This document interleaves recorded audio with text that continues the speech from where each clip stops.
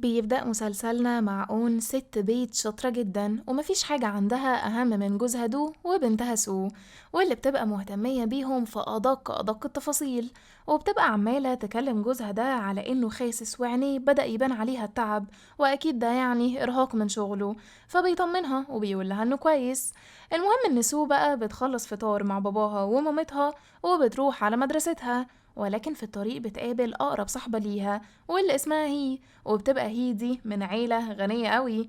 وبنروح بقى لأون وبنعرف انها شغالة في سوبر ماركت علشان تساعد جوزها في المصاريف، وبتبقى شاطرة جدا في الشغل ده ومحبوبة من كل الناس.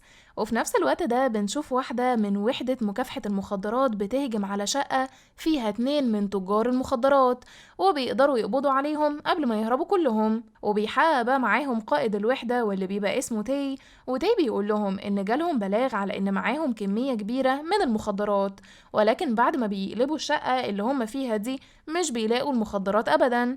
وبنعرف ان في واحد اسمه بونج سرق الشنطة دي منهم، وبيبقى عايز ياخدها علشان يبيعها ويستفاد منها لوحده. ولكن العصابة اللي كانت مشغلة التاجرين اللي اتقبض عليهم بيلاحقوا بونج، لانهم بيبقوا متضايقين قوي انه سرقهم يعني، والبضاعة اللي معاه برضه تمنها كبير جدا. المهم بعد مطاردة طويلة بونج بيعرف يهرب منهم بشنطة المخدرات. وبنرجع بقى لسو في المدرسة وبنعرف ان الحصة المفضلة ليها هي حصة الرسم، وده لانها بتعرف ترسم ونفسها تبقى فنانة. واللي حببها في الفن هو كيونج، مدرس الرسم الوسيم اللي في مدرستها.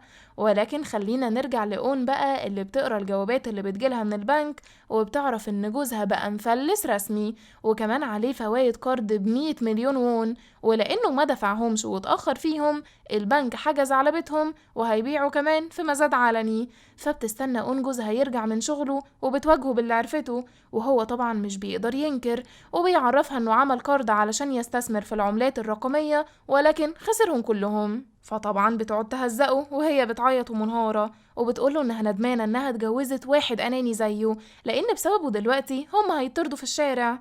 وبتسيب له البيت وبتروح تبات عند جو، ودي اقرب صاحبة ليها، وبتحكي لها بقى اللي حصل. فبتقول لها صاحبتها انها مش مصدقة ان دول الهطل يعمل كده، وبتهديها وبتعرفها ان هي هتساعدها علشان تخرج من المشكلة دي. وتاني يوم بقى مش بتقدر تسيب بيتها اكتر من كده، فبترجع لهم الصبح وبتلاقي البوتاجاز شغال لوحده كده، فبتجري علشان تقفله. ولما سو بنتها بتسمع صوتها بتروح لها على المطبخ، ولكن هما الاتنين بيشوفوا دو اللي بيبقى مرمي ورا السفرة وفاقد الوعي. فبتصرخ اون وبتتصل بالإسعاف اللي بتيجي بسرعة، وبينقلوه بقى للمستشفى. وهناك بتعرف ان جوزها مريض بسرطان البنكرياس، وللأسف مرحلته متطورة جدا، لأنه كان عارف من الصيف اللي فات ولازم يبدأ في علاج الكيماوي في أقرب وقت، وإلا المرض طبعا هينتشر في الكبد، وده لو حصل يبقى تعرف كده ان جوزها مش هيعيش أكتر من كده. فبتعرف وقتها أون ان جوزها كده خلاص هيموت قريب، وكان بيحاول بس يأمن لهم مستقبلهم، ولكن غبائه خلاهم يخسروا الفلوس كلها، وكان كل ده مخبي مرضه علشان ما يقلقهمش عليه. فبتبدأ أون تستلف من كل حتة تعرفها علشان توفر فلوس لعلاج جوزها اللي بيبقى طبعا غالي جدا. وبتروح لأخو دو اللي دو ساعده كتير قوي في حياته، لدرجة انه تنزله عن الورث كله، وبسبب الحركة دي أخو دو بقى غني جدا. المهم انها بتعرفه حالة أخوه وبتطلب منه يساعدها ماديا شوية في انهم يعني يعالجوه. فبتتصدم برد فعل مراته اللي أول ما بيتكلم بتسكته، وبتقول لأون إنها أكيد هتساعدها، وبتديها شيك ب1 مليون وون بس، وده رقم يعني عبيط. فبتحس أون بالإحراج، ولما بترجع بتحكي ليو فبتلاقيها اتعصبت قوي، وبتقول لها إن أخو جوزها ده ناكر للجميل. وبتقوم وبتدي لأون 2 مليون مرة واحدة، وبتقول لها إن دي كل الفلوس اللي معاها أصلا، لأن أخوها لحد دلوقتي لسه بيجي كل فترة وبياخد منها كل قبضها تقريبا، برغم إنه بيشتغل يعني في نادي للسهر. فبتطلب أون من يو إنها تسأل أخوها لو في شغل في النادي عنده، وبرغم إن المكان مش مناسب أبدا يعني لأم محترمة زيها، ولكنها بتبقى محتاجة شغل جنب شغلها علشان يعني تخرج من المصيبة دي. وتاني يوم بقى البنك بيجي أصلا وبيبدأ يحجز على البيت علشان يبيعوه فعلا، وبتبقى أون مش عارفة تقول إيه لبنتها اللي بيبان عليها الحزن طبعا. وفي الوقت ده بقى بنروح لبونج اللي بيكون مستخبي في أوتيل بسيط كده بالمخدرات كلها، وبيطلع شوية علشان يتعاطى، ولكن فجأة جرس الباب بيرن، فبيتفزع وبيمسك فاس علشان يدافع عن نفسه، ولكنه بيعرف ان ده بتاع الدليفري بس علشان هو طلب اكل من تليفونه. فوقتها بياخد الاكل منه ولسه بقى هياكل بيفتكر انه محتاج يتعاطى الاول، وفعلا بيفضل يتعاطى وبيبقى كده اتحول لحيوان غريزته هي بس اللي بتحركه. المهم انه بعد ما بيتعاطى بيلاقي جرس الباب بيرن تاني، وبيسمع صوت بيقوله انه نسي المخلل. فبيقوم بونج يفتح وهو متضايق بقى، بس بيلاقي في حد بيضربه بالرجل وبيوقعه على الارض. وبنعرف انه تاي والمساعد بتاعه جيونج، وبيقولوا له انه غبي ولو ما كانش طلب اكل من تليفونه ما كانوش اصلا عرفوا مكانه. المهم ان بونج بيقوم وبيبقى عايز يهرب بقى، وبياخد الشنطة وبيرمي نفسه من الشباك، ولان المسافة عالية قوي رجليه بتتأذي، بس علشان المخدر اللي في جسمه بيقدر يقوم ويجري زي الحصان، ومحدش من الشرطة بيبقى عارف يمسكه. وبيقدر بونج يهرب من الشرطة فعلا، وبيستخبى في بيت عشوائي لقاه كده في الطريق، وبنعرف ان ده يبقى بيت اون، وكان بونج ناوي يخلص عليها اصلا، ولكن جرس الباب بينقذها وبيخليها ما تشوفوش. ولما بتفتح بتلاقي تاي في وشها، وبيعرفها انه من الشرطة ومحتاج مساعدتها علشان يقبضوا على مجرم اخر مرة شافوه في المنطقة بتاعتها دي جنب بيتها على طول. فبيخاف بونج من ان تاي يقبض عليه، فبيضطر يسيب الشنطة في بيت اون نفسها وبيهرب من البيت فعلا. بس شكل بونج بقى بيخليه مثير كده للشكوك، والشرطة بتقدر تاخد بالها منه وبيجروا وراه لحد ما بيطلع بونج على سطح بيت، وبيبدأ يتنطط من سطح للتاني لحد ما في مرة مش بيعرف ينط كويس وبيقع من على سطح بيت ورقبته بتتكسر وبيموت. فبيتعصب تاي بسبب كده انه مقدرش يعرف منه مكان المخدرات. وفي الوقت ده بقى اون بتكون خدت بالها ان في شنطة كده غريبة في بيتها، فبتفكرها بتاعت دو، وبتفضي اللي فيها علشان تحط فيها هدوم لدو. وبتروح بعد كده لدو المستشفى وبتكون سامحته على اللي عمله، واهم حاجة عندها دلوقتي يبقى كويس وبس. وبتعرف منه ان الشنطة دي مش بتاعته اصلا، ولكن الصدمة بتبان على وش اون لما بتشوف الاخبار بتتكلم عن موت بونج ده، وان وحدة مكافحة المخدرات فشلت في انها تلاقي المخدرات اللي معاه، واللي بتبقى كمية كبيرة من مخدر جديد خطير اسمه ايس، وده لانه بيبقى شبه كريستالات التلج، وده اللي اون اصلا لقيته في الشنطة وفضته علشان تحط الهدوم بداله. المهم انها بترجع البيت فورا وبتبدأ تشم المخدر ده، وكمان بتشوف بونج في الاخبار وهو بيجري بالشنطة، فبتعرف ان هو اللي ساب لها الشنطة دي في بيتها. وبتبقى اون كده قررت تتصل بالشرطة طبعا علشان تسلم لهم الايس ده، ولكنها بتسمع في الاخبار ان العصابة اللي بتبيع المخدر ده اسمهم عصابة الاشباح، ومش بيبقوا عارفين يوصلوا لهم لحد دلوقتي، ولكنهم بيعرفوا اللي بيكسبوه من المخدر، واللي تقريبا بيبقى 200 مليون وون في الشهر. وطبعا الرقم ده بيغريها الصراحة، لأنها بتبقى محتاجة فلوس كتير، وكمان كمية المخدر اللي معاها بتبقى تقريبا أكتر من 10 كيلو. فبتقرر تخلي المخدر معاها وبتروح للنادي اللي أخو يو فيه، لأنه بيكون لقالها شغل أصلا وهو تنظيف الحمامات. ولكن أون بقى بتبقى بتنظف وكل اللي بتفكر فيه هي المخدرات وإزاي هتقدر تستغلها، وفي نفس الوقت في صوت كده جواها من بعيد بيحذرها يعني علشان الطريق ده غلط جدا. فبتقرر خلاص هتروح تسلم الحاجة دي في مركز الشرطة، ولكن لتاني مرة بتلاقي حاجة تمنعها، وده لأنها بتلاقي كيونج مدرس الرسم بيتصل بيها وبيطلب منها تجيله المدرسة، وبيعرفها ان سو مستواها مش أحسن حاجة، خصوصا لما بص على تليفونها بالصدفة ولقى رسالة بيعرف منها ان سو مقررة أصلا تسيب المدرسة. فبترجع اون للبيت وبتواجه بنتها، وفعلا سو بتقول لها انها لو غابت 3 شهور هتقدر تقدم طلب انسحاب، وده لانها عايزة تشتغل علشان يجمعوا فلوس يعالجوا بيها باباها، لانها مش هتتفرج عليه وهو بيموت يعني. فاون مش بتقدر تتكلم لانها فعلا محتاجة مساعدة بنتها دي. المهم بقى بعدها بتروح بالليل لشغلها في النادي، وبتدخل أوضة خاصة علشان تنظفها، وبتحرك كنبة علشان تنظف الأرض، ولكنها بتلاقي ان في حد لسه في الأوضة ومش بتلحق تخرج منها لانها بتسمعه وهو بيتكلم في التليفون مع واحد وبيقوله انه اداله الفلوس، ولكنه ما استلمش المخدرات بتاعته، بس عرف ان البضاعة اتسرقت منه، وبيحذره ان الفلوس لو ما رجعتش او حتى البضاعة ما جاتلوش في اقرب وقت مش هيرحمه. وبتدخل بعد كده بنت بتكلم اللي في الأوضة ده، وبنعرف ان اسمه جيمس، وجيمس ده بيبقى اشهر تاجر مخدرات في النادي، وكل اللي بيبقى محتاج حاجة بيروح له على طول.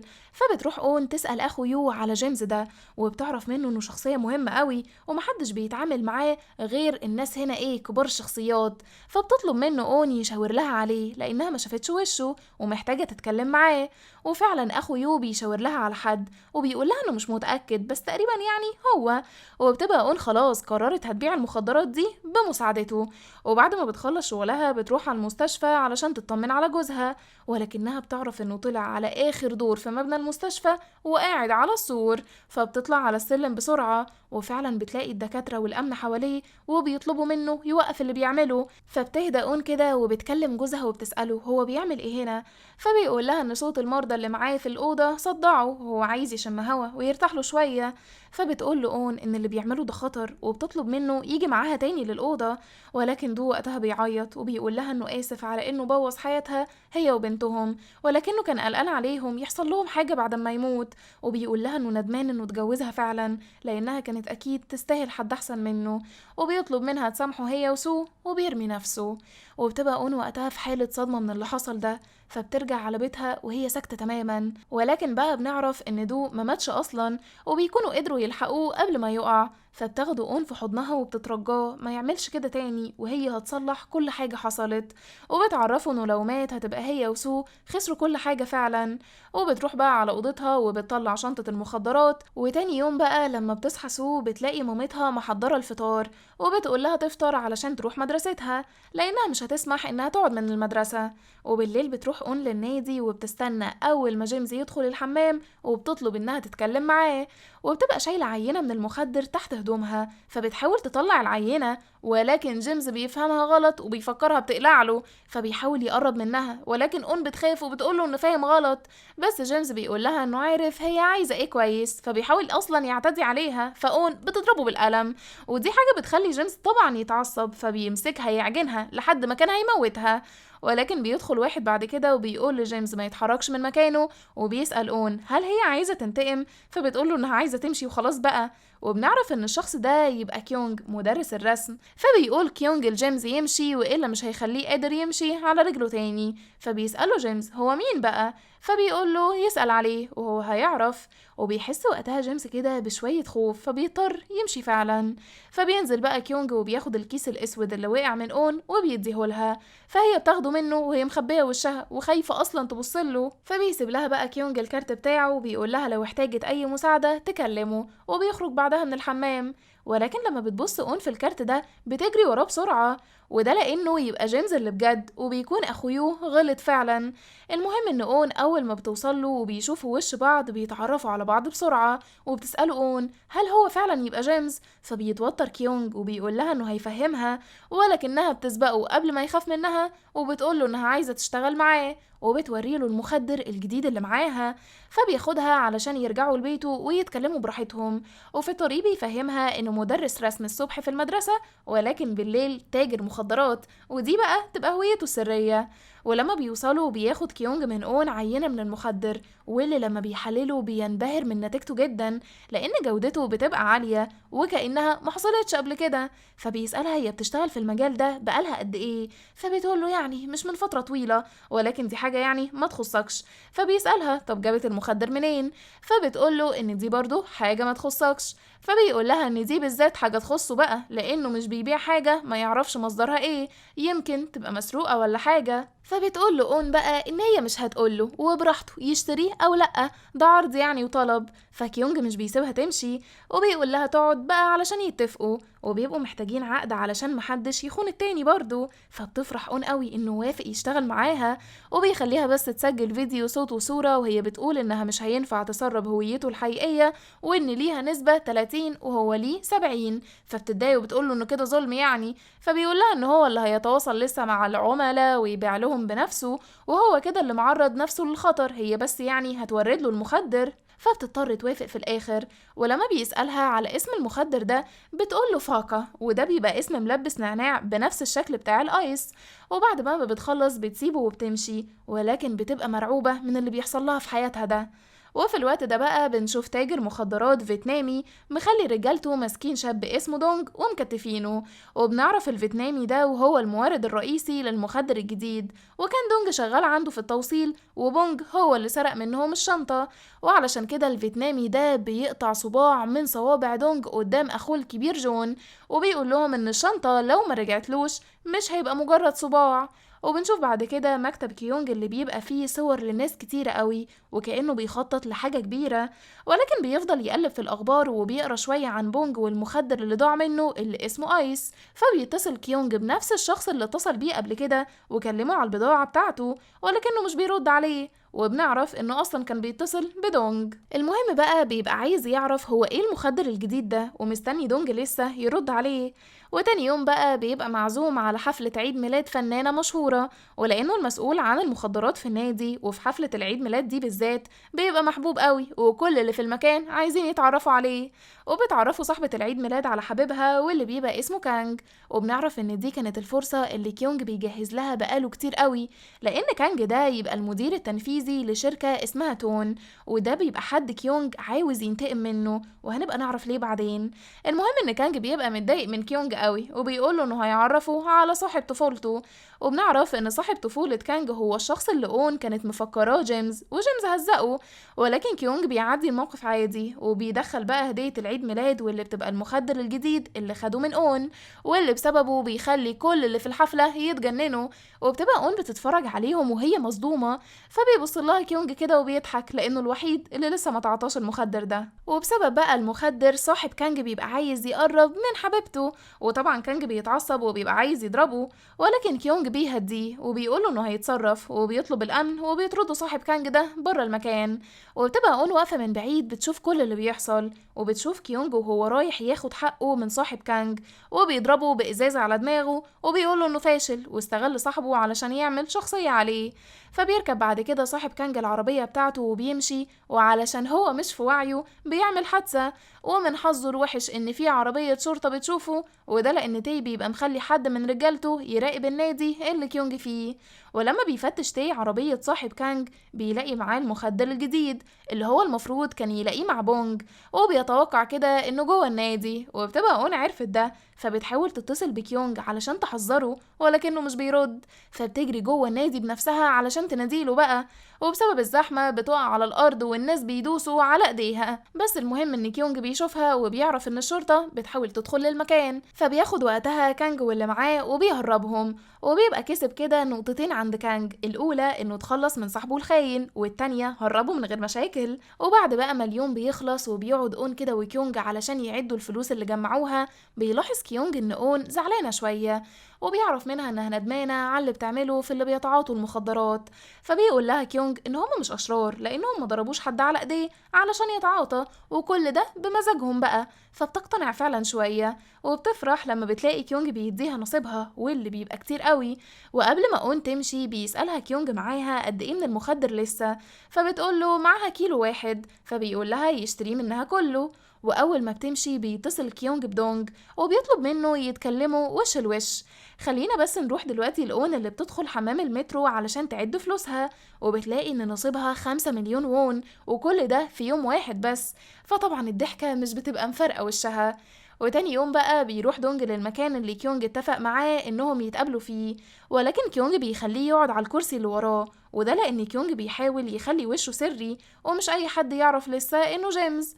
وبيقول وقتها لدونج انه شاكك في انه مسك اللي سرق منه البضاعة بتاعته، وعلشان يتأكد بيطلب منه عينة من المخدر الجديد بتاعه، ففعلا دونج بيديله العينة دي وبيقول له هيستنى اتصاله. وبعدها بيرجع كيونج لبيته وبيعمل التحليل على عينة دونج اللي فعلا بتطلع مطابقة للمخدر بتاع اون، فبيعرف كده ان هي اللي سرقت البضاعة. ولكن بقى بنعرف ان دونج واون اصلا زمايل في الشغل لانه بيبقى شغال معاها في نفس السوبر ماركت، فبيبقى في الحقيقة بقى شخص لطيف قوي ما يبانش عليه يعني انه تاجر مخدرات وخطير. وبنعرف برضو ان الفيتنامي بقى هو اللي شخص خطير قوي، وبعد اللي عمله في دونج واخوه بيتأسف لهم على عصبيته دي، وبيعمل لهم اكل بنفسه في المطعم بتاعه كمان، وبيقول لهم انه هيسامحهم ويرجعهم للشغل معاه لو رجعوا له بس البضاعة وخلصوا على اللي سرقها.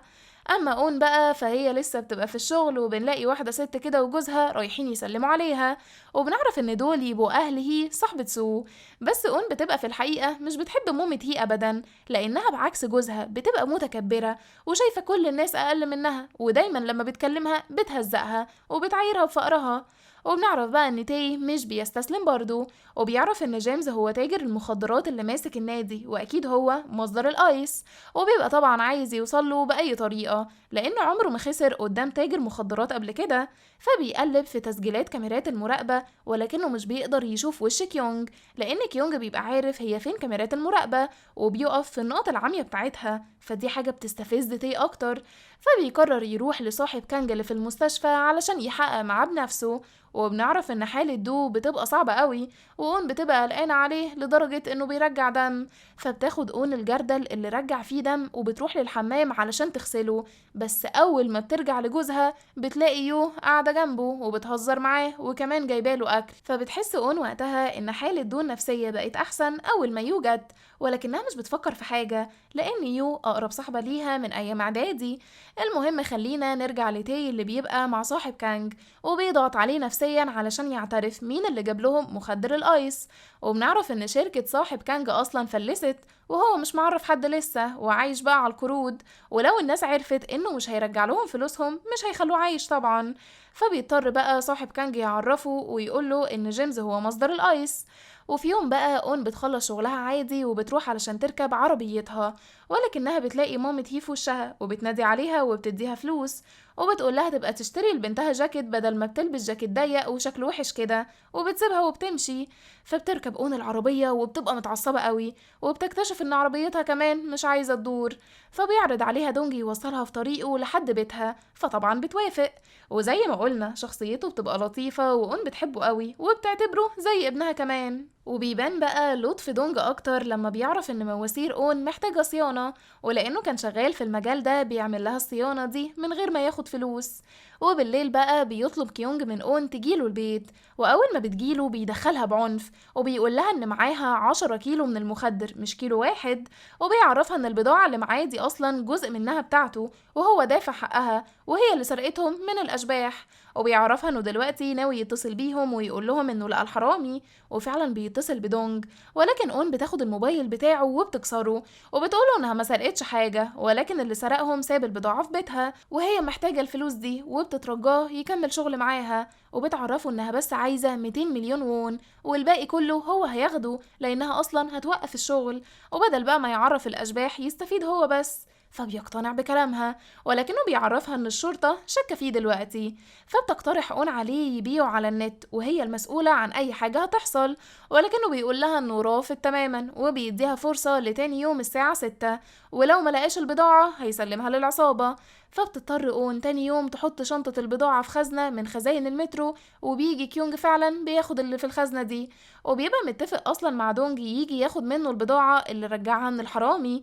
ولكن كيونج بيلاحظ ان في ناس كتير قوي باصين عليه، فبيفهم انه هيتغدر بيه، وفعلا اللي بيفكر بيه بيبقى بجد، لان دونج بيكون قرر يسلمه للفيتنامي على انه الحرامي، لان الفيتنامي اشترط عليهم يخلصوا على اللي سرق البضاعة. فبيطلع كيونج يهرب، وبيلاقي وقتها رجال دونج بيجروا وراه، ولكن بيقدر بأعجوبة يفلت منهم ويركب المترو قبلهم.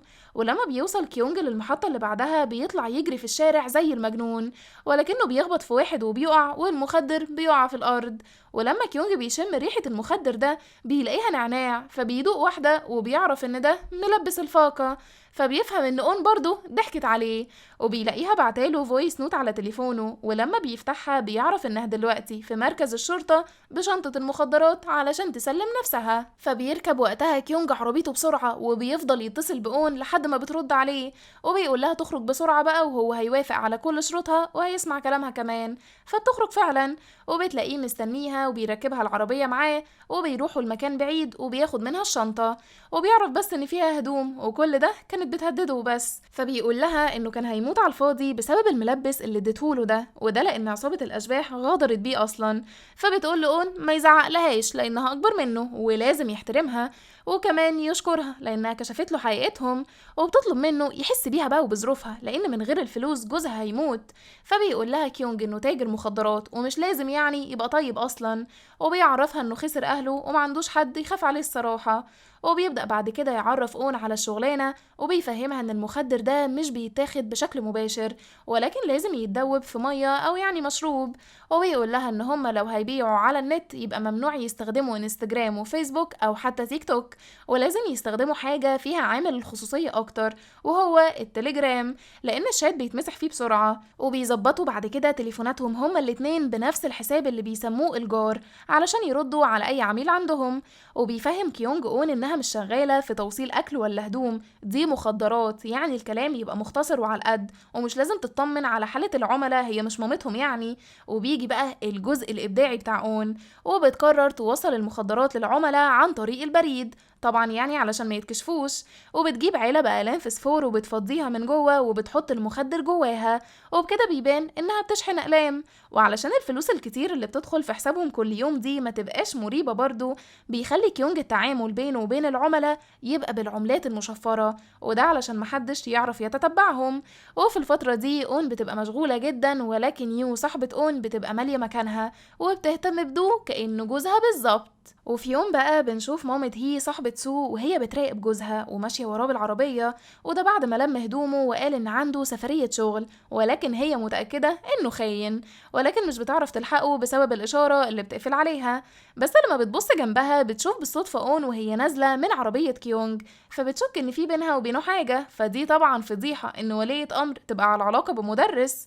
وبنعرف بقى ان تاي قدر يوصل في نفس الوقت لان جيمس ليه شريكة، وده لان اون ظهرت في كاميرات المترو لما سابت له الشنطة في الخزنة، ولكنهم برضو ما يعرفوش شكلها، وكل اللي يعرفوه انها 160 سنتي. اما بقى عند اون نفسها فبنعرف ان بسبب فكرتها الجهنمية حياتها هي وكيونج اتغيرت تماما، وبقى معاهم فلوس كتيرة قوي. انا حاسة ان الفقرة دي يعني احنا عملناهم قبلها في فيلم سيكو سيكو بس مش عايزة اتكلم. المهم يعني ان سو لسه مش بتبقى فاهمة هي الفلوس الكتير دي مامتها بتجيبها منين، ولكنها بصراحة بتبقى مبسوطة بس قلقانة يعني في نفس الوقت. ولكن في يوم بقى بتروح سو تفتح الباب وبتلاقي تي وجيونج المساعد بتاعه بيطلبوا منها يدخلوها علشان عايزين مامتها، فبتدخلهم وبتعمل لهم اون كمان حاجة يشربوها وبتسألهم عايزينها في ايه، فبيعرفوها وقتها انها شغالة في نفس المكان اللي بيشتغل فيه واحد اسمه جيمس، وده على حسب معلوماتهم من اشهر تجار المخدرات، واللي بيشتبه انه بيتاجر في مخدر الايس الجديد. فبتنكر اون تماما معرفتها بيه وبتقول انها بتشتغل في التنظيف وبس. ولكن تي مش بيبقى مصدقها وبيضغط عليها وبيوريها صورتها من كاميرات مراقبة المترو، وشها مش بيبقى باين ولكنها كانت لابسة سكارف، ونفس السكارف ده متعلق قدام تي وبيشاور لها عليه. فبتقول له انها اشتريته من المترو فعلا وكان عليه تخفيض، واكيد يعني في غيرها كتير اشتروه. فبيضرب تي رجل جيونج وكأنه يعني بيديله الاشارة، فبيمثل وقتها انه محتاج يدخل الحمام وبيظبط على تليفونه تايمر 5 دقايق علشان بس ما يطولش وان يعني تحس بحاجة، وبيقلب الحمام حتة حتة علشان يدور على اي حاجة تقول ان هي اللي بيدوروا عليها. وفي نفس الوقت ده تي بيقوم يلف في البيت شوية وبيلاقي علب فخار اون بتحفظ فيه البرقوق، فبيكمل تي لفته وبيقول لأون انه ما كانش متوقع منها تعمل اللي عملته ده ابدا. فبتتوتر وبتسأله عملت ايه، فبيقول لها انها شدت واحد للحمام وحاولت تقلع له هدومها، فبتجري اون عليه وبتترجاه يوطي صوته بس علشان بنتها ما تسمعش. فبتستغل اون ان تي راح بدماغه كده لحتة تانية خالص، وبتقوله انها كانت مجبرة تعمل حاجات علشان تكسب فلوس وبس، ولكنها اتراجعت على طول عن اللي كانت بتعمله وندمت طبعا، وبشوية الدموع دول بتفكر انها هدته شوية، ولكن في الحقيقة شك فيها اكتر. المهم انهم اخيرا بيمشوا، ولكن وهم ماشيين تي بياخد باله من علب اقلام فسفور كتيرة قوي في الزبالة، وبتطلع بعد كده سول مامتها وبتلاقيها سرحانة، فبتسألها هل هي مش بتعمل حاجة غلط ومش هي الشخص اللي الشرطة بتدور عليه، فبتقول لها اون انها مش بتأذي حد وبتهديها. ولما سوبا بتنام بتروح اون تفضي علب البرقوق، وبنعرف انها عبقرية وشالت الفلوس في حوافظ وغطت البرقوق بيها. وتاني يوم بقى في الشغل دونج بيعزم اون على مشروب، وده علشان يعرفها انه اتقبل في وظيفة في شركة كان بيحلم بس يعدي من قدامها، فبتفرح له اون قوي كأنها مامته، وبتقوله ان اكيد باباه ومامته فخورين بيه برضه، ولكن فجأة بتلاقي دونج سكت وبطل يضحك، وبتلاحظ انه مخبوط في دماغه وايديه فيها صباع ملفوف، فبتفكر انه بيتعرض لعنف اسري، وبتقوله انه حياته هتبقى احسن طول ما هو طيب وبيجتهد. فبيضحك لها وبيقول لها انه بيحاول فعلا، وبيرجع بقى بيته وهو زعلان انه ما عندوش اب وام. وبيطلع بعدها تليفونه وبيكلم واحد اسمه برغوت الفلوس، وده يبقى جاسوس في وحدة مكافحة المخدرات، وده اللي بيساعدهم انهم ما يتقبضش عليهم. وبنعرف بقى ان كيونج بدأ يتقبل اون كشريكة ليه، وشاف انها طيبة فعلا، وجاب لها جزمة كمان هدية بتعجبها قوي. وبيطلب وقتها من اون ما تسيبهوش بعد ما تجمع فلوسها، لانه عايزها معاه في الشغل ده. وبيبدأ فعلا يلعب في دماغها، فبتقوله انها لازم تروح المستشفى لجوزها، فبيوصلها في طريقه. ولكن من حظ اون الوحش ان جوزها بيشوفها وهي نازلة من عربية كيونج. وتاني يوم بقى بتروح يو لدو اللي بيسأل عن اون، وبيبقى عايز يعرف هي مراته بتغطي تكاليف علاجه والبيت ازاي، فبتقوله انها قعدت تستلف وبتشتغل شغلانتين في نفس الوقت. وبنروح بعد كده لفصل سو، وبنعرف ان في حرامي وسطهم لان في حاجات كتيرة اتسرقت، وعلشان كده المدرسة بتنظم اجتماع للأمهات كلهم مع بناتهم علشان يتناقشوا يعني في حل الموضوع ده. ولكن بقى مامة هي من غير ما تفكر في كلامها بتقول ان مفيش غير بنت واحدة بس فقيرة في الفصل ده، وظروف عيلتها مش احسن حاجة، وهتبقى يعني اكيد هي الحرامية. وطبعا بيبقى قصدها على سو. فاون اكيد مش بتسكت وبتدافع عن بنتها، وبتقول لمامة هي تفهم هي بتقول ايه الاول، لانها مش حارمة بنتها من حاجة. فبتستفزها مامة هي اكتر، وبتقول لها انها مش مصدقة ان في حد يبقى حرامي غير بنتها. وبنعرف ان كره مامة هي لسو بيبقى زيادة عن اللزوم، لان صاحبة بنتها واشطر منها برغم ان مستواهم المادي اعلى منهم بكتير. فبتخرج اون بقى عن شعورها وبتزعق لمامة هي علشان تسكت. ولكن مامة هي بتسألها كانت بتعمل ايه في الليلة اللي شافتها فيها خارجة من عربية كيونج. فطبعا كل الامهات والبنات بدأوا يوشوشوا بعضهم، لان زي ما قلنا دي فضيحة كبيرة. فبتفكر اون بسرعة وبتقول انها شغالة خدامة عنده علشان تعرف تصرف على بيتها، وفعلا كيونج بيدعم كلامها ده، وبيقول انه ما كانش حابب يعرف حد من المدرسة. وبخصوص توصيلها بعربيته ده كان بسبب انها عملت حادثة وشركة التأمين خدت عربيتها. فبتطلب اون بعد كده من مامة هي تتأسف لها وتتأسف كمان لبنتها. ولكن مامة هي بتستفزها اكتر وبتقول انها مش بتتأسف لحد، وبتاخد بنتها وبتمشي من الاجتماع. وفي الوقت ده بقى دونج بيبقى قاعد مع اخوه بيتغدوا، وبيلاقوا برغوت الفلوس بيكلمه وبيقول له انه لقى البضاعة بتاعته، وبيصور له بيت اون. وبمجرد ما دونج بيشوف البيت بيتشل في مكانه، لانه مش بيبقى مصدق ان اون ليها علاقة بالموضوع ده، ومش بيبقى عارف طبعا يتصرف ازاي. اما بقى في المدرسة فتاني يوم كيونج بيعلق رسمة لسو في نص المدرسة وبيكرمها عليها. وطبعا لما هي بتشوف التكريم ده بتتضايق قوي، وبتبدأ تكره سو زي مامتها بالظبط. الفكرة ان كيونج بعدها بيعزم سو ومامتها على العشاء كمان، وبيبقوا قاعدين مبسوطين قوي، وبيبان ان كيونج بدأ يعتبر نفسه واحد من العيلة. ولكن فجأة بيبص على الترابيزة اللي جنبه وبيلاقي شاب بيتعشى مع بابا ومامته، فبيستأذن علشان يدخل الحمام. وبيقوم الشاب اللي على الترابيزة التانية وبيدخل الحمام برضه، وبيتكلموا بقى سوا. وبيقول الشاب ده لكيونج ان شكله بدأ يستهدف الستات الغنية دلوقتي. ولكن كيونج مش بيقدر يستحمل كلامه ده، وبيخبطه في الحيطة وبيقوله انه بقاله 10 سنين بيحاول يكفر عن ذنبه ويعوضه، ولكنه برضه لسه بيكرهه. فبيضربوا الشاب ده بالقلم، وبيقوله انه مش هيعرف ابدا يعوضهم، وبيطلب منه ما يجيش المطعم ده تاني لانه بيجي كتير مع عيلته، وبصراحة مش عايز حد يشوفه. فبيخرج بقى بعدها لأون وبيعرف ان سو راحت تقابل واحدة صاحبتها، فبتشكر اون كيونج على الجزمة لانها بتبقى لابساها وعجباها قوي. ولكن كيونج مش بيبقى عايز يروح، فبيعرض على اون تيجي تشرب معاه شوية، وفعلا بتوافق. وفي الوقت ده دو بيكون عارف انه لازم يحلق شعره كله بسبب ان الكيماوي بدأ يوقعه، فدي حاجة مزعلاه. فبيروح في الوقت المتأخر ده لأقرب صالون، وبيطلب من اللي شغالة هناك تشيل شعره كله. فطبعا بتهون عليه وبتقوله يبقى أقوى علشان العلاج يجيب نتيجة. ومش بيبقى عارف ان مراته في الوقت ده تقلت في الشرب، وبيضطر كيونج يشيلها على ظهره ويدخلها بيتها. لا وبتفضل وقتها اون تضحك وهي بنص وعي كده، فبيقول لها كيونج ان ده احلى عيد ميلاد عدى عليه لان النهارده عيد ميلاده. فبتقوم وهي مخضوضه كده وبتقول له انه كان لازم يعرفها. ولكن فجأة هي وهو بيلاقوا اتنين بيحطوا اكياس على وشهم وبيخنقوهم لحد ما بيفقدوا الوعي. ولما بيفوقوا بقى بيلاقوا نفسهم مربوطين، وبيسألهم واحد من الاتنين على مكان المخدرات بتاعتهم، وبنعرف ان دول دونج وجون. وفعلا بيلاقوا المخدرات واللي كانت اون حطاها في اللحاف على سريرها، وكمان بيبقوا عايزين الفلوس. وبيهدد وقتها جون اون انه هيخلص على كيونج لو ما ادتلوش الفلوس. وبتبقى سو في الوقت ده راكبه الباص وراجعه البيت. المهم ان كيونج بيفوق اخيرا وبيبقى خايف من السكينه اللي على رقبته، ولكن اون بتقدر تفك نفسها، وبيرمي كيونج نفسه على جون ودونج وبيديها فرصه ان هي تجري. فبتطلع اون تجري وبتمسك الصاعق الكهربائي بتاعها، بس بيروح دونج وراها وبيحاول يمسكها، ولكنها بتقاومه وبتقدر تقطع جزء من القناع اللي على وشه. ولما بتشوف الخبطة اللي في دماغه بتعرف انه دونج، ولما بتواجهه بقى بيقلع القناع. فبتقول له اون ان هي هتديله المخدرات والفلوس، ولكن ما يعملش مصيبة يضيع بيها مستقبله. فبيتضايق دونج اكتر، لان برغم اللي هم فيه هي برضه لسه خايفة على مستقبله.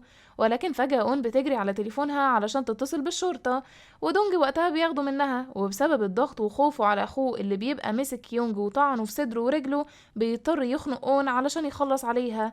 وبتبقى القهرة وقتها باينة على وشه، ولكنها وقتها بقى بتضربه علشان تبعده عنها. وفعلا بيبعد وبيقف على الأرض المبلولة هو وأخوه. وبتستغل اون الموقف ده وبترمي الصاعق الكهربائي بتاعها على الأرض، وبيتصعق الاتنين لحد ما بيفقدوا الوعي. ولما بتوصل سو بقى بتكون اون وكيونج خبوا دونج وجون. وبعد شوية كيونج وأون بيشيلوا دونج وجون وبيحطوهم في العربية، وبتسوق اون علشان تروح بيهم على مخزن السوبر ماركت اللي شغالة فيه. وبيبقى كيونج مطعون وبينزف، ولكنه ما يقدرش يروح المستشفى برضه علشان ما يدخلوش نفسهم في مصيبة يعني. وبيقول لأون انه هيستحمل لحد ما يرجع بيته. ولما بيوصلوا بيربطوهم في المخزن ومش بيبقوا عارفين هيتصرفوا ازاي معاهم. وبيقول وقتها كيونج لأون انهم لازم يخلصوا عليهم، لان هم كده كده لو هربوا او حتى فكوهم هيقتلوهم. ولما اون بتدافع عن دونج بيقول لها كيونج انه خنقها وكان مستعد يقتلها عادي لما الفرصة جات له. بس بتلاقي اون تليفونها وقتها بيرن، وبتكون بنتها، فبتبقى مضطرة ترجع لها البيت وتيجي لكيونج تاني بعدين. اما عند كيونج بقى فبيتصل كانج بيه وبيقوله ان عنده حفلة دلوقتي ولازم يجيب له مخدرات. فبيقول له كيونج انه مش فاضي، ودي حاجة بتعصب كانج جدا. وبيقول له لو ما جالوش يعتبر علاقتهم خلصت وهيندمه. وفي الوقت ده جون بيفوق وبيفك نفسه وبياخد اخوه علشان يهربوا. ولما كيونج بيلاقي باب المخزن كده مفتوح والاتنين مش جوه بيقفل في وش كانج بقى وبيروح يدور عليهم بالعربية. وبيكون جون وقتها وصل لأقرب تليفون عمومي علشان يتصل بالفيتنامي، ولكن بيشوفهم كيونج. وفجأة جون بيلاقي عربية جاية بسرعة ناحيته وبتدوسه هو ودونج أخوه وبتسيبهم غرقانين في دمهم. وبيتصل بعد كده كيونج بأون وبيعرفها انهم خلصوا من مشكلة دونج وجون لانهم ماتوا خلاص. فبتنهار وقتها اون من العياط، وبيفضل كيونج في حالة صدمة. وطبعا الشرطة بتلاقي الجثث وبيعرفوا ان دونج كان مدمن، وكمان كان ظاهر في تسجيلات كاميرات المراقبة لما كانوا بيحاولوا يمسكوا جيمس في المترو.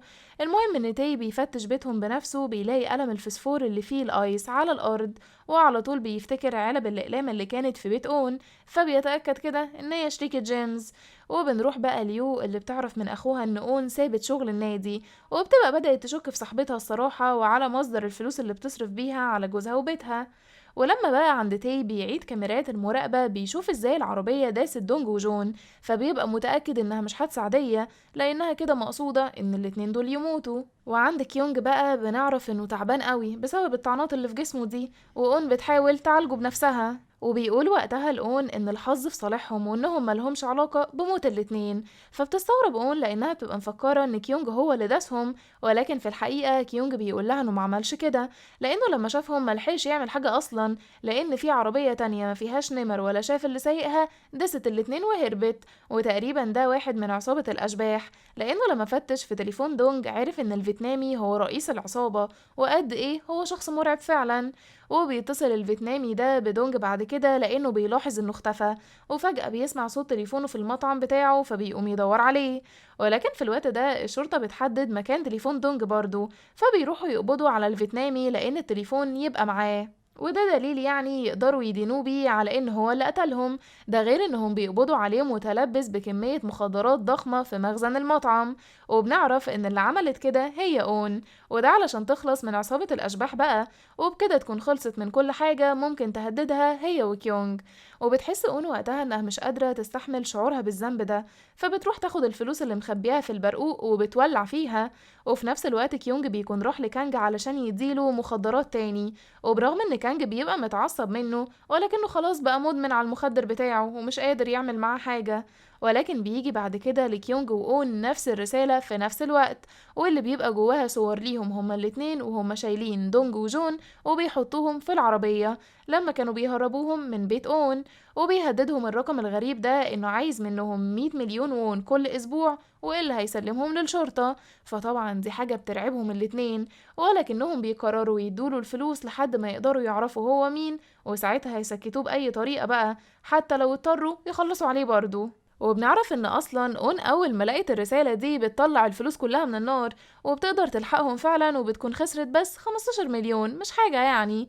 وبنعرف بقى ان مامة هي عرفت مكان جوزها وراحت له الفندق اللي هو فيه، ولقيته قاعد بياكل سناكس عادي وبيشرب حاجة وهو قاعد يتفرج على التلفزيون. فبتزعقله وبتقوله انها كانت عارفة انه خاين، وبتقلب الأوضة اللي هو فيها وبتدور بقى على الست اللي بيخونها معاها. ولكن جوزها بيصدمها وبيقولها انه زهق منها وساب لها البيت علشان يريح له شوية، ومفيش اي ست في حياته لان بسببها كره الصنف كله. وبنعرف ان هي بقت اكتر بنت مكروهة في المدرسة بسبب اللي مامتها عملته، وبسبب انها قلبت على صاحبتها وبدأت تنشر عليها اشاعات، ولكن محدش بيصدق وبيهزقوها وبس، وبيقولوا عليها انها طالعة حقودة زي مامتها. وبسبب المشاكل بقى اللي بتحصل لكيونج وأون، بيضطر كيونج يطلب من واحد يجيب له ناس للتوصيل علشان يوصلوا اوردرات للبيوت من غير ما يعرفوا ايه اللي جواها، لان اللي جواها هي الايس. وبيفضل يحقق لوحده علشان يوصل للشخص اللي بيهددهم ده، وبيشك انه برغوت الفلوس، لانه لما قلب في تليفون دونج فهم ان في جاسوس في الشرطة، وده كده اخر فرد من عصابة الاشباح لسه ما اتقبضش عليه، ومعاه دافع انه يستغلهم وينتقم منهم. وبتحضر أون بعد كده اجتماع أولياء الأمور في المدرسة علشان يتناقشوا في موضوع السرقة دي، وبرضه مامة هي بتبقى مصممة على اتهامها لسو. فبتزهق أون بقى، وأول ما مامة هي بتخرج من الاجتماع بتروح أون وراها وبتسألها هي بتعمل معاها كده ليه. فبتفتح مامة هي تليفونها وبتوري لأون صورة لكيونج وهو شايلها على ظهره لما كانت شاربة ومش في وعيها، وبتقول لها ان كده هتفضحها وتثبت للمدرسة كلها ان كلامها كان صح. فبتهدد مامة هي اون وبتسألها تبعتها على جروب المدرسة بتاع الطلبة ولا أولياء الأمور وبس. فبتاخد اون طفاية من جنب مامة هي وبترفعها في الهوا علشان تنزل بيها على دماغها، ولكن بنعرف ان مامة هي اصلا مدمنة على مخدر الايس، وبتقع فجأة من غير حاجة على الارض وبتتألم قوي. فبتاخد اون تليفونها وكمان المخدر اللي بيقع منها وبتهرب بسرعة علشان في خلال دقايق بتتنقل مامة هي للمستشفى. وأون وقتها بتقعد تفتكر هو ايه الرمز السري بتاع مامة هي، وبتفتح فعلا تليفونها وبتمسح كل اللي عليه. وفي الوقت ده بنعرف ان كيونج قرب يوصل للبرغوث بتاع الفلوس، واللي بيتوقع انه واحد من وحدة مكافحة المخدرات، وبنسبة كبيرة يبقى جيونج، وده لان عليه فلوس كتير ومديون وطبيعي يعمل كده علشان يكسب فلوس اكتر. ولكن كيونج بيلاقي برغوث الفلوس بنفسه بيكلمه وبيطلب منه يقابله في سينما، وده علشان يبقى مكان عام. فبيروح له كيونج بسرعة، وبتبقى الصدمة لما بنعرف ان الجاسوس برغوث الفلوس واللي بيهدد كيونج وأون هو تي نفسه قائد الوحدة. وبنعرف انه بيعمل كده بسبب ان مراته خانته وكمان عرفت تطلق منه وتاخد ابنه وبيته، وهو رجع بعدها لنقطة الصفر وعرف ان الخير ما ينفعش في العالم ده. المهم ان كيونج بيمسك في تي وبيقوله انه مش مصدق ان كل ده يطلع منه هو. فبيقوله تي انه بدل ما يعامله بعنف كده لازم يشكره، لانه عارف من بدري انه جيمس وكمان كان بيحميه هو وأون برغم انه عارف الحقيقة، ولكنه كان شايف ان هما هيفيدوه اكتر بكتير من الفيتنامي كمان. وبيبص بعدها لكيونج وبيقوله انه اكيد مش فاكره ولكنهم اتقابلوا قبل كده. فبيركز كيونج شوية وبنعرف ان من 10 سنين كيونج كان متهم بقضية ودخل السجن بسببها، وكان في شرطي فاسد بيحقق معاه وهو اللي لبسه القضية دي، وبنعرف انه كان تي وقتها. المهم ان تي بيهدد كيونج وبيقوله انه لو ما دفعلوش كل اسبوع 100 مليون وون هيحبسهم، وهو كده كده ظابط وهيعرف يخرج نفسه منها، ولكن لو دفعوله الفلوس بقى بهدوء هيبقى مصدر حماية ليهم ويقدروا يشوفوا شغلهم براحتهم. وعند أون بقى بترجع لبيتها وبنعرف ان دو اتكتب له خروج من المستشفى اخيرا بسبب ان حالته بقت احسن ومحتاج بس جلسات كيماوي كل فترة. بس بتروح بعد كده أون للمستشفى علشان تدي التليفون لمامة هي، وهناك بتلاقي جوزها بيهزقها بسبب انه اكتشف انها مدمنة. فبتدخل أون علشان تديها التليفون، بس مامة هي وقتها بتقول انها اكيد جاية تشمت فيها بقى، ولكنها مش عايزة تسمع منها كلمة وتديها تليفونها وتمشي احسن لها. بس أون بتقول لها انها مدمنة ولو اديتها التليفون هتتفضح اكتر، فهي هتعمل فيها معروف وتتخلص من التليفون ده، وبتبص لها باستحقار وبتمشي. وبمجرد ما اون بتخرج من الاوضه بيدخل جيونج علشان يحقق مع مامة هي، وبتروح بعد كده اون لكيونج وبتعرفه ان مامة هي واحده من زباينهم، وبيتحقق معاها دلوقتي من جيونج مساعد تي. وبيبقى كيونج عايز يقول لها ان تي ده اصلا هيحميهم ويبعد لهم الشبهات، ولكنه افتكر ان تي قال له ان محدش يعرف هويته غيره، علشان اون ممكن تقع بلسانها وتكشفه. فبيهديها كيونج وخلاص. وبيتصل بعد كده بتي وبيقوله ان المساعد بتاعه بيحقق مع واحده من زباينهم، وطالما هو هياخد فلوس يبقى يخلصهم من المشكله دي. وفعلا تي بينصح جيونج يقفل القضيه بقى ويبطل يحقق في موضوع الايس ده، لان خلاص العصابه كلها اتقبض عليها. ولكن جيونج بيقوله ان جيمس لسه ما اتقبضش عليه، واكيد هو واحد منهم، وهو مش هيهدى غير لما يقبض على الواد ده. وبنعرف بقى ان اون مش بتبقى مرتاحة لكيونج الفترة الأخيرة، فبتقرر تراقبه وبتلاقيه رايح لمعرض اسمه الدهب، وده بيبقى استوديو لوحات مرسومة ويبقى بتاع كيونج. وبنشوفه وقتها وهو قاعد مع الشاب اللي قابله في المطعم واتخانقوا، وكمان بيبقى معاهم رجل أعمال وبيتفقوا على شوية حاجات كده وبتصورهم اون وهم سوا. ولما كيونج بيجي يمشي بيكلموا الشاب بتاع المطعم وبيقوله يجي البيت لأن النهاردة عيد ميلاد مامتهم، وبنعرف انه كده يبقى أخوه. ولما اون بتركز في الصور شوية بتلاقي الشبه واضح اصلا بينهم، فبتفهم انهم اخوات. وفعلا كيونج بيروح لبيت عيلته وبيقابل باباه ومامته بعد 10 سنين، وبيبقوا لطاف شوية معاه، وبيدي وقتها كيونج هدية لمامته وبيتمنى لها حياة سعيدة. وبيقوموا بقى علشان ياكلوا سوا، وغصب عن كيونج بيلمس ايد مامته، ومامته وقتها بتخاف منه وبتسيب الاكل وبتقوم. وبتتأخر مامة كيونج عليه كمان، فبيقوم علشان يمشي بقى وبيحاول اخوه يهديه. ولكنهم بيسمعوا مامة كيونج وهي بتقول لجوزها انها مش قادرة تتعامل معاه تاني، ومش قادرة تشوفه انسان عادي بعد ما قتل بني ادم. فبيتجرح كيونج قوي من كلامها ده وبيسيبهم وبيمشي. وبنعرف ان كيونج من عيلة غنية جدا وباباه صاحب شركة، وكان كيونج واحد من صحاب كانج لانهم اغنياء زي بعض. ولكن من 10 سنين كانج كان عامل حفلة في بيته بمناسبة عيد ميلاده، وكان جايب بقى مشروبات ومخدرات. وفي نص الحفلة كانج بيجبر واحد يشرب كتير لحد ما بيفقد الوعي، فبيقلق كيونج عليه وبيروح علشان يفوقه، ولكن كانج بيجبره علشان يشرب غصب عنه. وبسبب الشرب كيونج بيفقد الوعي زي صاحبه، ولما بيفوق بيلاقي نفسه مقبوض عليه، وبيعرف ان صاحبه اللي فقد الوعي ده مات، وكله بيتهمه ان هو اللي فقد السيطرة على نفسه وقتله. ولكن في الحقيقة كانج بيكون هو اللي قتله، وعلشان سلطته انه من اغنى عيلة في اللي موجودين لبسها لكيونج. وكمان تي بيبقى فاسد فمش بيديله فرصة يدافع عن نفسه، وبيتسجن كيونج وبيخسر عيلته وكل اللي يعرفهم بيكرهوه. وبسبب كده شركة باباه كمان بتفلس، وعيلة كانج بتشتري جزء منها، وده بيخليهم كلهم شغالين عند كانج. ولكن كيونج لما كان في السجن كان في الأول عايز يخلص على نفسه، ولكن لما عرف ان عيلة كانج اشترت كمان شركة باباه وحالهم بقى أحسن من الأول، قرر انه يخرج من السجن ويرجع شركة باباه وينتقم له. ولما خرج راح قابل أخوه اللي لحد فترة مش بعيدة كان لسه بيكرهه، ولكن لما كيونج بيفهمه الحقيقة وبيطلب منه مساعدته علشان ينتقموا بيغير موقفه. وخلينا بقى دلوقتي نرجع لجيونج، وبنعرف انه السبب اللي مخليه متمسك بقضية الايس ان جون اصلا بيبقى لسه عايش ولكنه في غيبوبة، ومستنيه يفوق بقى علشان يعرف منه هو ايه اللي حصل. وتاني يوم بقى بنشوف اون وهي رايحة الشركة لكانج وبتقوله انها عايزة تتكلم معاه في موضوع، وبتبقى اون كده قربت توصل للي كيونج مخبيه. وبتعرف اون وقتها كانج انها الموردة بتاعة جيمس، وبتديله كمية كويسة من المخدر، وبتقوله انه لو عايز اي حاجة يتواصل معاها هي بشكل مباشر. وبنعرف ان اون نزلت برنامج تتبع في تليفون كيونج كمان، فبتروح على المكان اللي هو فيه وبتشوفه هو وتي ماسكه وبيضرب فيه، وده بسبب انهم اتاخروا عليه في الفلوس شويه. فبتوقفه اون وبتقوله انه مفيش حاجه هتحصل غير بمزاجها من دلوقتي. فبيروح تي علشان يضربها هي التانية، فبتقوله انها جايه في تاكسي ومتفقه مع السواق ان في خلال 10 دقايق لو ما نزلتش يتصل بالشرطه وهيقبضوا عليه كده متلبس. وبتعرفه انه لو عايز فلوس يشتري منها المخدرات.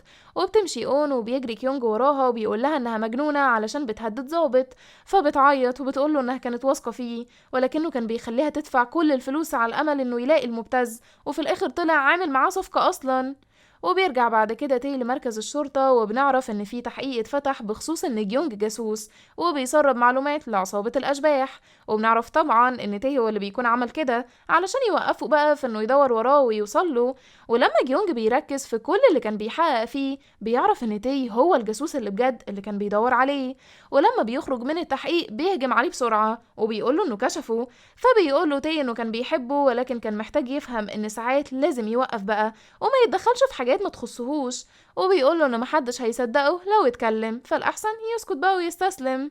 وبنعرف إن تيم يخلي واحدة تراقب بنت أون علشان يستخدمها ضد مامتها، ولكن بنعرف إن جون بيكون فاق من الغيبوبة أخيرا، ولما عرف إن أخوه مات هرب من المستشفى وقرر ينتقم من أون، وعلشان كده بيروح لمدرسة سو وبيبقى مقرر يخلص عليها زي ما مامتها خلصت على أخوه.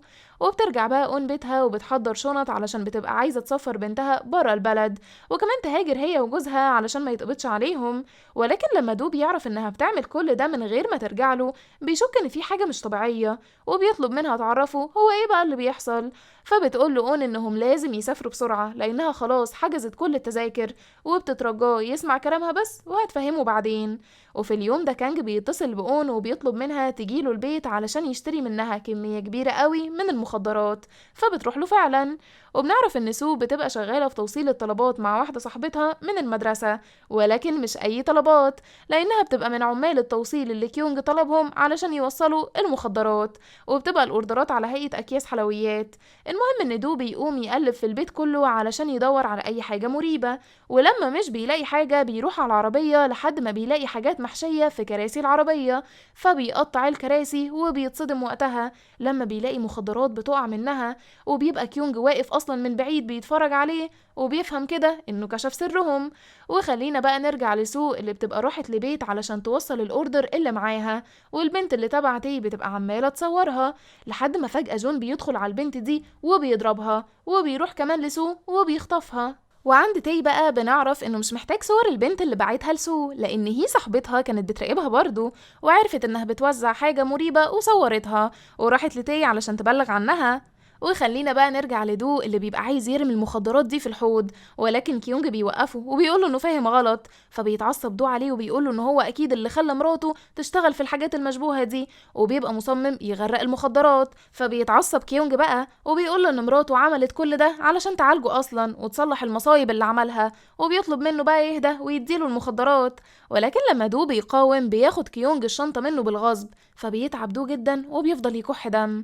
ولكن بيلاقي تليفونه بيرن وبتكون بنته، فبيفتح بسرعة وبيسمع كيونج صوت سو وهي بتطلب المساعدة من باباها لأنها اتخطفت، وبتكون قدرت وقتها تفك نفسها وتتصل بيه.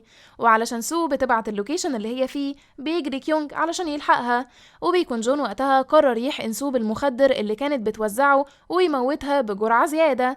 ولكن من حسن الحظ ان كيونج ما بيكونش يئس من القضية دي، وقدر يوصل لجون قبل ما يعمل حاجة في سو. وكمان كيونج بيوصل وبيساعد جيونج، وبيقدروا يضربوا جون وبيطلبوا الشرطة علشان تيجي تقبض عليه. وبنعرف ان اون كل ده بتكون باعت كمية ب2 مليار وون. ولما اون بتعرف اللي حصل ده بتروح على مركز الشرطة على طول وبتطمن على بنتها، ولكن تي بيستغل الفرصة دي وبيقول لأون ان بنتها متهمة بالاتجار في المخدرات. وطبعا اون بتبقى مصدومة لان الدنيا كده لفت وبنتها وقعت في اللي هي بتعمله واتأذت منه. ولكن سو بتقول انها فعلا ما كانتش عارفة انها مخدرات، هي بس كانت بتشتغل علشان الفلوس. فبتطلب اون تتكلم على انفراد مع تي وبتترجاه ينهي اللي بيحصل ده وهي هتسمع كلامه، ولكنه بيقول لها ان اللي هيحصل انه يتأكد ان بنتها تتسجن، وكمان جوزها ياخد جلسات كيماوي رخيصة ويموت، وده لانه هيبلغ مصلحة الضرايب عن دخلها ومش هتقدر وقتها تصرف الفلوس اللي لمتها دي، وده علشان تعرف بعد كده تتحداه. ولان جيونج كان سجله ابيض فبيكتفوا يفصلوه من الخدمة بس وياخد حاجته ويمشي. ولكن حتى وهو ماشي بيدي الكارت بتاعه لكيونج وبيقول له انه لو عايز يتكلم في اي حاجه يجيله لان دايما في فرصه للتغيير.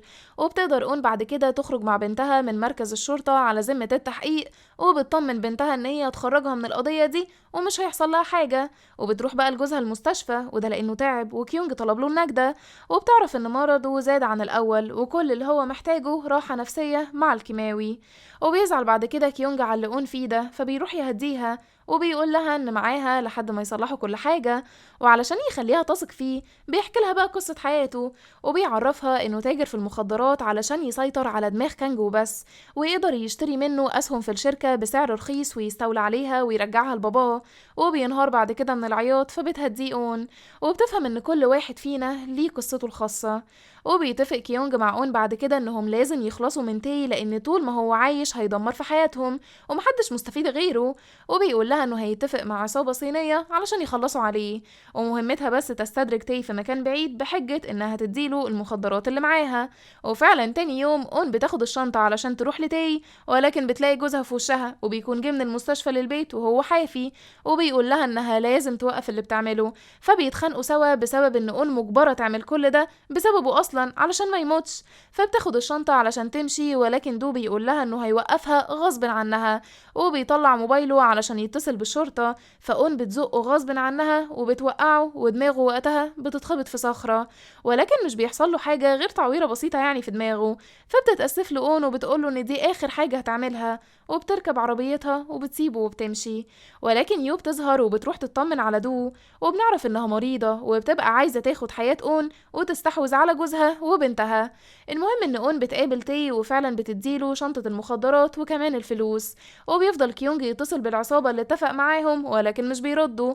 فبياخد حديدة وبيروح علشان يضرب بيها تي، ولكن فجأة تي بيضرب رصاصة في الأرض. وبنعرف ان تي قدر يحمل جهاز تنصت على تليفون اون لما كان في بيتها أول مرة، وسمعها هي وكيونج وهم بيتفقوا عليه من الأول، وعلشان كده راح واتفق مع العصابة علشان يغدروا بيهم.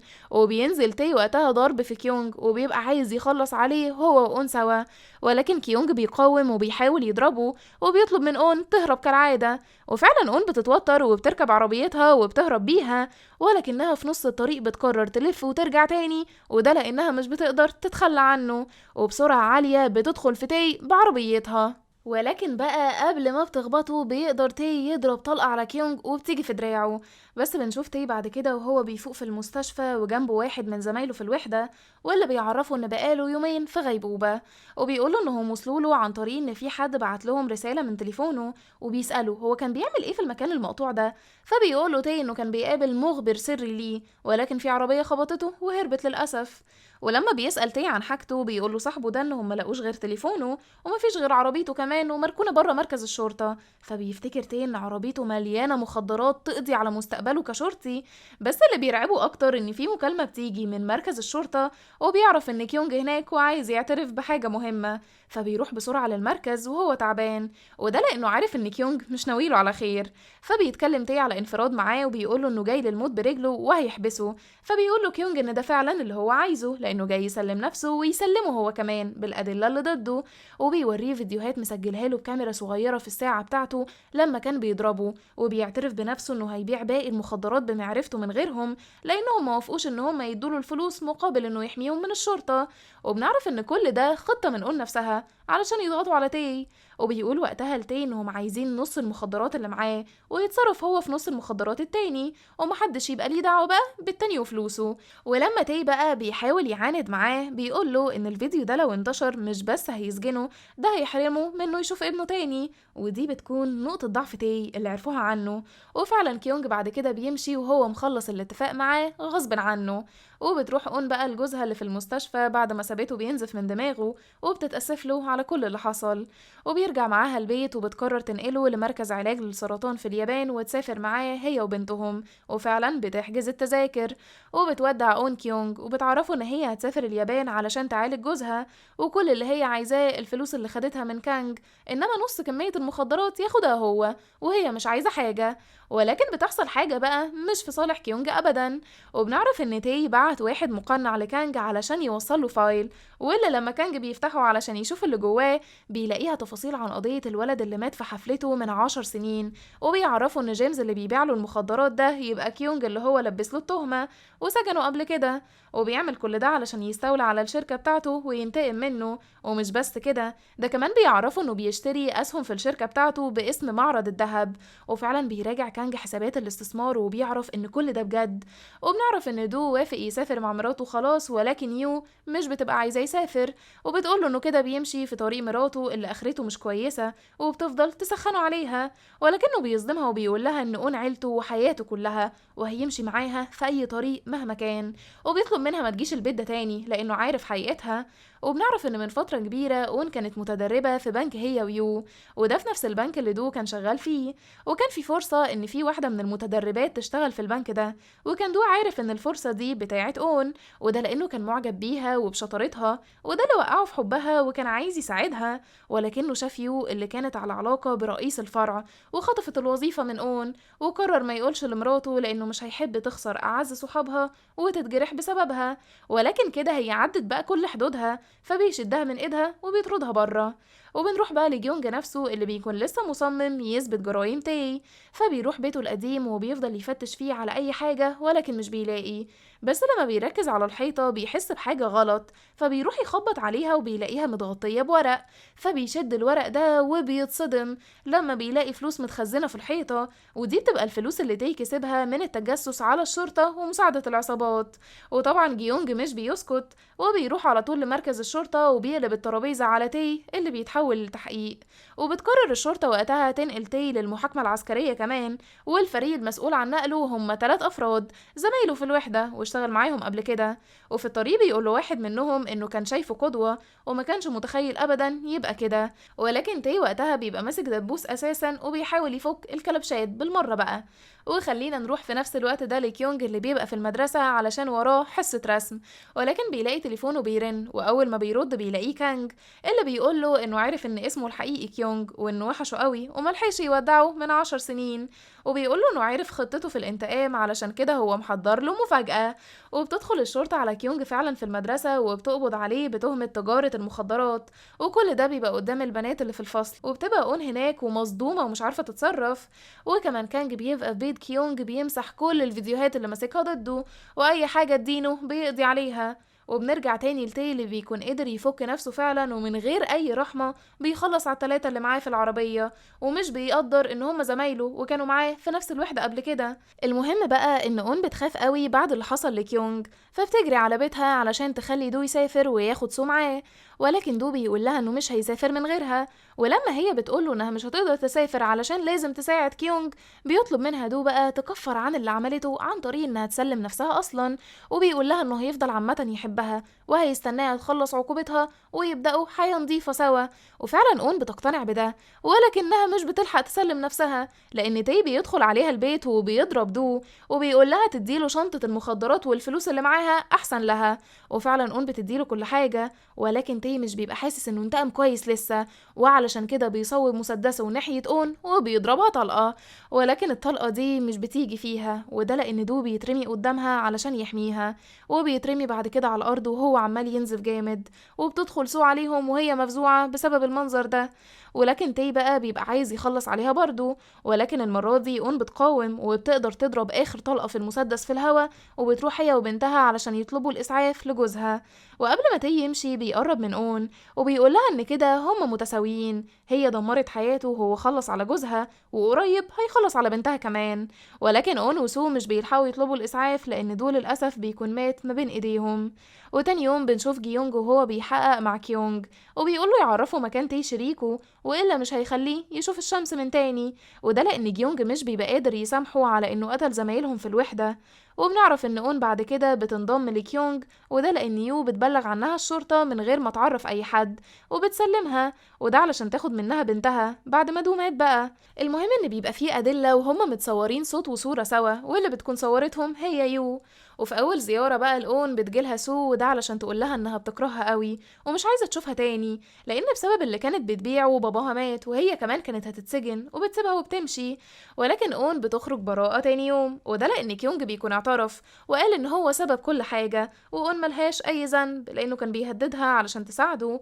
ولما اون بتحاول تنكر ده كيونج بيخرسها، وبتبقى فهمت انه بيحاول يضحي علشانها، وعلشان كده اون بتخطف ابن تي وبتبعت له فيديو لابنه وهو بيستنجد بيه.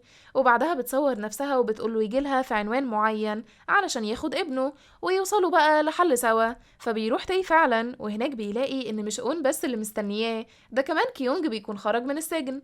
وبنعرف ان اون ما خطفتش ابنه اصلا، ده هي وكيونج متفقين مع الشرطة علشان يمسكوا لهم تاي اللي بيبقى هربان. ومرات تاي ما ترددتش لحظة تستخدم ابنها كطعم لطليقها اللي هي عارفة انه شيطان.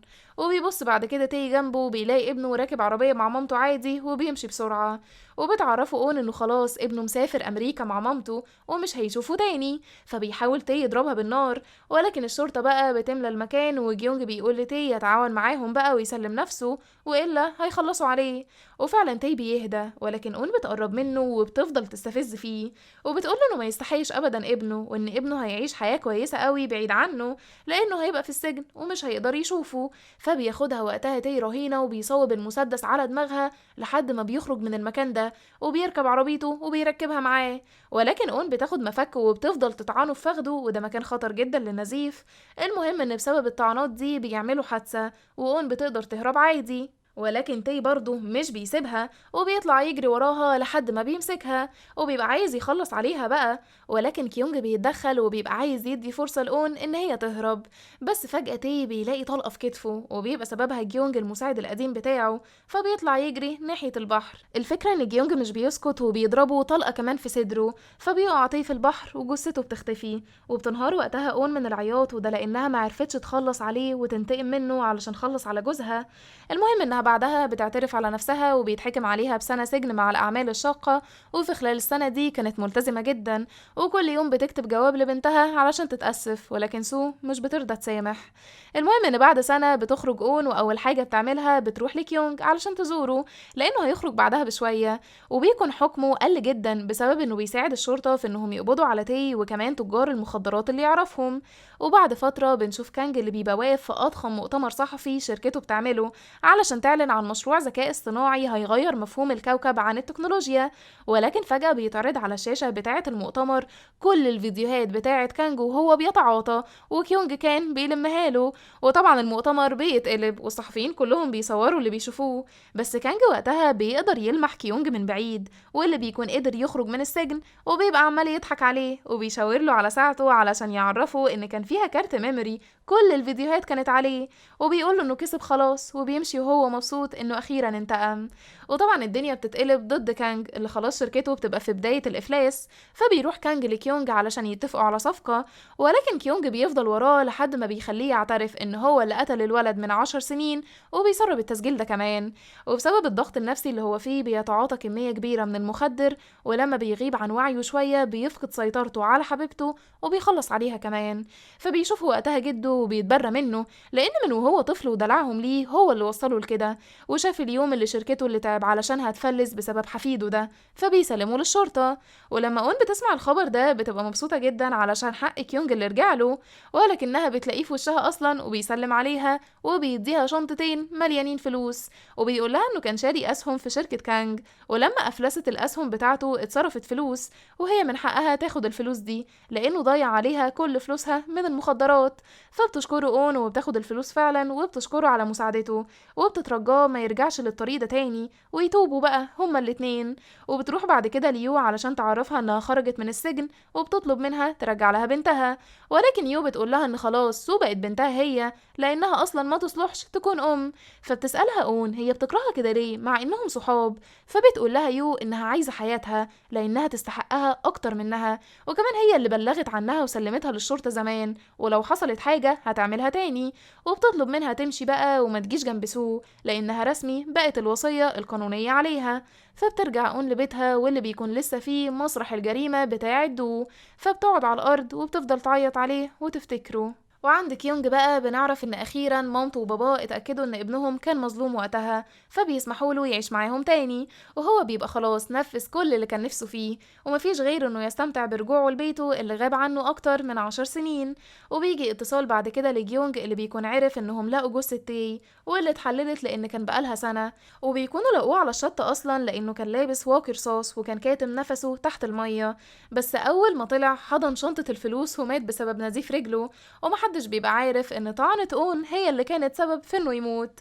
المهم بنعرف ان كانج خلاص دخل السجن اخيرا، ولكن بسبب ادمانه مات بسكتة قلبية، بسبب جرعة زيادة يعني خدها كمان في السجن. وكمان بالصدفة بيعرف كيونج حقيقة مرة، وهو ان باباه كان عارف انه مظلوم وما قتلش حد، ولكن مع كده عمل اتفاق تسوية مع عائلة كانج وقتها، وده علشان كيونج يدخل مكانه السجن، وفي المقابل هياخدوا الشركة منهم ويشغلوها.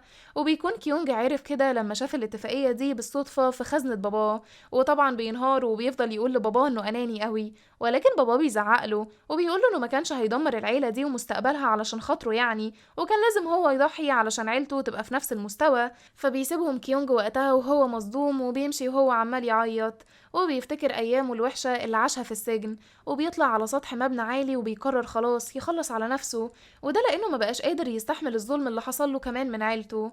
وبنعرف إن أون بتكون لقت كيس آيس صغير في نص اللحاف بتاعها، فبتاخده وبتجري على الحمام وبترميه، ولكن قبل ما تشد السيفون بتبص لنفسها كده في المراية. وبنعرف إن القصة ما خلصتش، لأنها بتكون قررت ترجع في قرارها ده، وترجع تاني لتجارة المخدرات بعد ما جوزها مات بقى، وكمان بنتها اللي أقرب صحابها خطفتها منها، وما بقاش عندها كده أي حاجة تخاف عليها في حياتها إلا الآيس.